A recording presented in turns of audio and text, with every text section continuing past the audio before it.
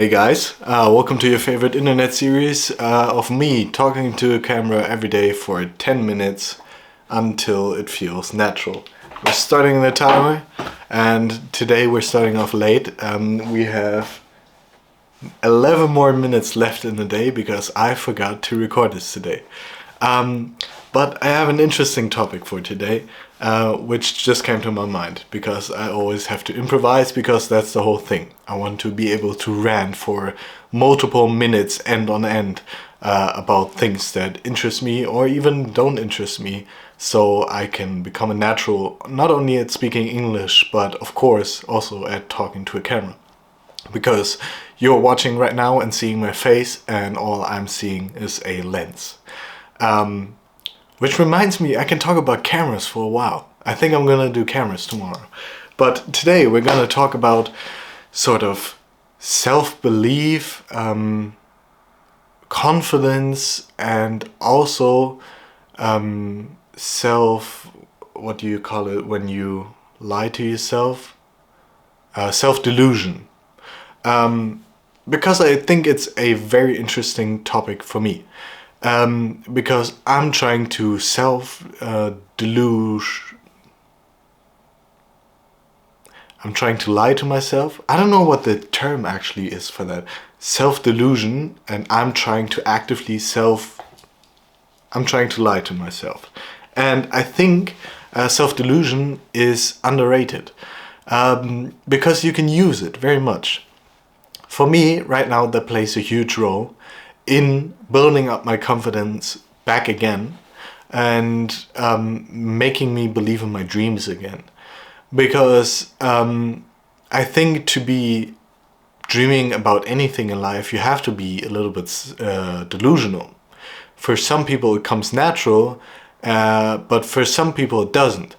And that doesn't mean that you don't have it in you, whatever it is. It sometimes means that you need to self-deluge. I'm just gonna keep going with that, and after this episode I'm gonna Google it. But we're gonna have to go with self-deluge. You have to engage in self-delusion.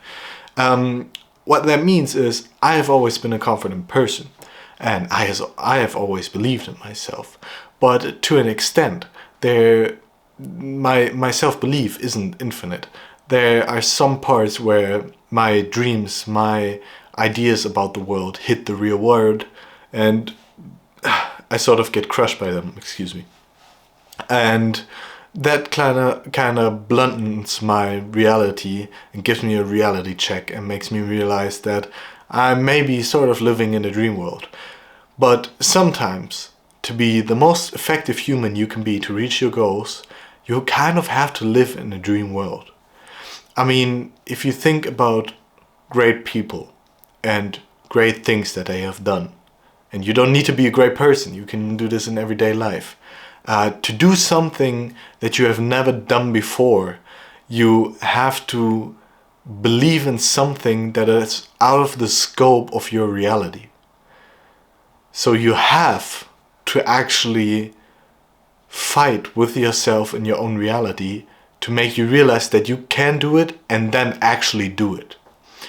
What that means for me right now and for the past few years is that I'm trying to make videos, and I'm trying to make videos full time. This is my dream, this is my goal. And the stakes are set against me. I mean, how many people make videos on the internet? And of those, how many are actually professionals at doing it? I mean, earning money with that.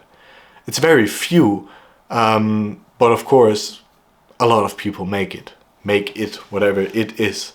But to actually have confidence and believe in myself and believe in the fact that I can accomplish this, which I do believe in, I have to be self-delusion. I have to engage in self-delusion.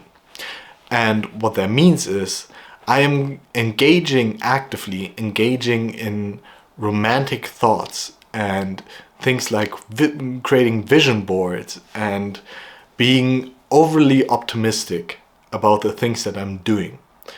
Getting into a mindset that is not, what if this doesn't work out, but what if everything works out greatly? and pondering on that and not being too critically of that thought, but rather letting it play out into your head, into a great array of emotions, tactical thinking, and just practical planning. And when you let your mind go like that and explore realities in your brain where your dream might work out and how that would even happen, then you come to a place where you can receive gratitude and instill it in your mind from your own mind. And that, of some sort, I would call self-delusion. Because it, of course, isn't reality yet. And you have to be sort of thinking outside the box. The box is your so far lived experience to have this. But I think it is very healthy to do that. You know, there's people who do it and go too far. There's, at least in my mind, some point where I'm 50 and don't have a family and have wasted all my life making videos for no one. I mean, I'm for a huge part making these videos for myself, but also to be a functioning member of society. I need to earn some money doing that. And that is a big goal. But if I never accomplish that, never in my life, I think that at some point I would be rational enough and my critical thinking would be big enough to take over and say, okay, maybe not stop making videos forever, but get a job. Yeah.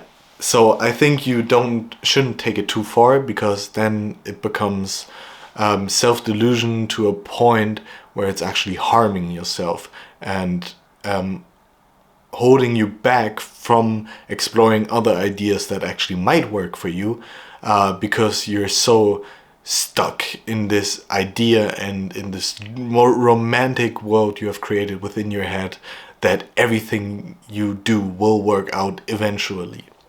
It doesn't always work out, and that's fine. And it doesn't mean that it has to work out for me, and that's also fine, I guess. I think I could be pretty happy in any realm of human existence. But I have to say, that thought in itself, to an extent, is self-delusion. Because I know that there would be some parts where if I lived that life, I would be unhappy. But I have this thought instilled in my mind because I keep on saying this over and over. I've said it 1,000,000 times to my girlfriend at least, that I want to do this. This is my dream. This is where I'm happy. And I'm doing it right now. I'm just not earning money. But if I earned money, then I would have the stability, but I wouldn't do anything different. I would still make videos every day and do what I love.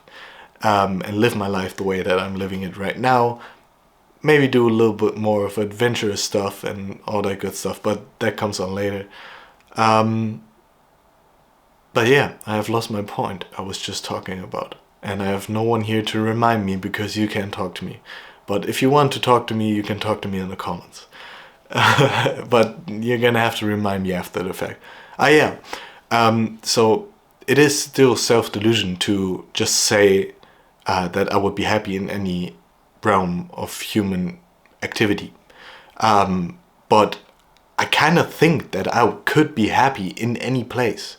If you give me just a regular 9 to 5 and a gym membership, I would do the least in my 9 to 5, but connect with my coworkers and try to make their lives better and get some feeling of accomplishment from that. And then I would do my very best in becoming the best, fittest person I could ever be. And that in itself would probably make me happy. But after a few years, I would probably seek some adventure, and then I would do that. But I think there's always a place for me to find happiness. And the thing about self-delusion is that it is a very useful tool to actually use when you have it controlled and when you know the outcome of your self-delusion. And you can use that in a way to build confidence. You can use that in a way to build self-belief. Time is over. And you can use that to actually make yourself feel better, freer in life. I am not scared of anything that will come into my life, into existence, because I think that I am capable of withstanding all these troubles. No matter what it might be, I truly believe, and that is self-delusion, because there actually might be something out there that will crush me for eternity, but I don't believe that. So use it carefully, use it wisely, and I think this was a pretty good episode, and this is now the next day.